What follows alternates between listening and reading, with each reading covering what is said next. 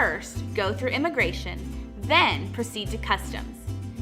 Immigration documents you coming or going from the country, and customs is more concerned with what you're bringing in or taking out of the country. Make sure you have a blue or black pen to fill out the forms. Your surname or family name is your last name as listed on your passport. The surname or family name section of immigration forms can be a little tricky. If you are traveling with family but do not live at the same address, you must fill out separate forms.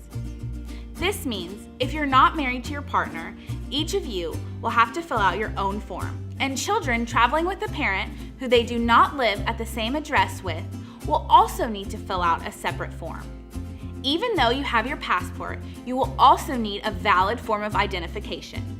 A driver's license or government-issued ID card will work.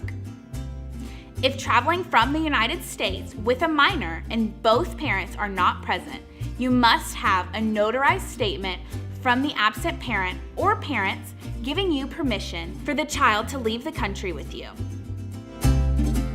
And now you know how to beach.